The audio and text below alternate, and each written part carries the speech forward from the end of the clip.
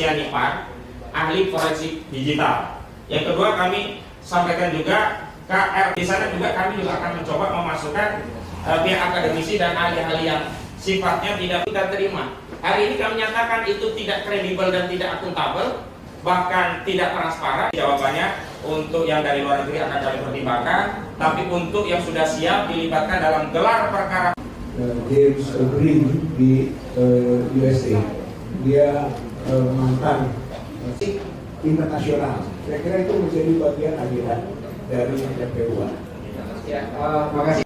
Kita harus selesaikan ya kita, jangan sampai kita mewariskan republik.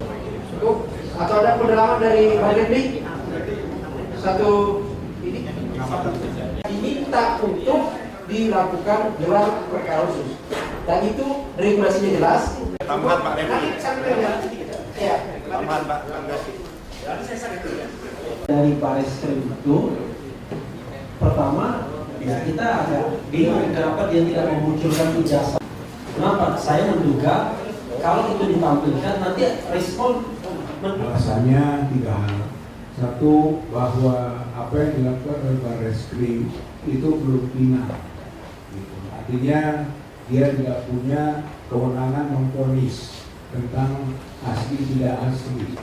Yang kedua adalah ada penggeseran makna otentik yang seharusnya dengan identik. Jadi mungkin sebatas identik tidak identik, walaupun dipertanyakan berapa persen identiknya, 100%, 90%, jangan-jangan 40% identiknya itu. Kemudian juga masalah identifikasi seperti ini, identik atau tidaknya, itu juga menjadi pertanyaan dari pihak KPUA. Pembandingnya itu kredibel tidak? Pembandingnya itu yang disebut 3 orang yang dibandingkan, apakah itu sebanding? Atau jangan-jangan boleh saja kita menduga kan, jangan-jangan pembandingnya juga pembandingnya palsu dokumennya, sehingga identik gitu. Jadi identik itu identik kepalsuan. Saya kira kewajaran timbul pertanyaan seperti itu, karena tidak pakai sistem random gitu kan, siapa jangan-jangan terarah bahwa 3 orang itu yang sudah ditentukan. Saya kira itu yang kedua kan? Dan tentu saja yang ketiga, bahwa KPUA melihat apa yang dilakukan oleh Barreskrim itu tidak scientific crime investigation gitu. Bahkan investigasinya sangat sederhana sekali, raba-raba dan cekungan gitu kan. Masa seperti itu kemudian dari sana dimudahkan keputusan ini hand press, ini letter press, lalu diuji ke perdana printingnya, lalu seolah-olah sudah selesai. Padahal ahli kita menilai ini bukan hand press, bukan letter press. Oleh karena itu perlu kajian yang lebih jauh, yaitu soal historisnya, soal usia karbon, usia kertasnya, soal form face-nya. Banyak nilai-nilai yang diuji, dikaji lebih dalam, yang kita sebut masuk dengan prinsip scientific crime investigation. Jadi penolakan itu dasarnya bahwa apa yang dilakukan oleh Barreskrim tidak memenuhi syarat scientific crime investigation. Maka KPUA menolak hasil Barreskrim. Khusus menjawab kaitan perkara di Barreskrim ini dengan yang di Polda Metro Jaya. Saya sudah sampaikan sejumlah media bahwa tidak bisa serta-merta. Pertama, uji lab forensik dari Barreskrim ini dianggap sebagai hasil final untuk menyimpulkan bahwa ijazah saudara Joko Widodo asli karena nomenklaturnya baru identik. Dan kalau kita mau mendapatkan perspektif yang sifatnya komprehensif, harus berdasarkan 2 alat bukti dan keyakinan hakim. Dan 2 alat bukti dan keyakinan hakim itu hanya bisa diperoleh melalui putusan pengadilan. Kalau kita baca 184 KUHP, kita Undang-Undang Hukum Acara Pidana, ya, uji laboratorium forensik terhadap dokumen itu hanya salah satu bukti di antara bukti-bukti lain. Jadi belum memenuhi 2 alat bukti, baru bukti dokumen yang kemudian dianalisa dan disimpulkan identik.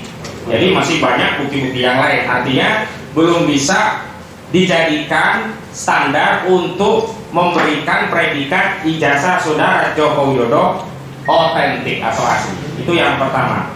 Yang kedua, ada juga narasi yang menganggap hasil ini bisa menguatkan laporan saudara Joko Widodo di Polda Metro Jaya, seolah-olah itu menjadikan dasar saudara Joko Widodo punya legal standing untuk mempersoalkan klien kami yang mengkritik ijazahnya, yang dituduh seolah-olah merendahkan serendah-rendahnya, menghinakan sehina-hinanya dengan tuduhan mencemarkan nama baik dan fitnah.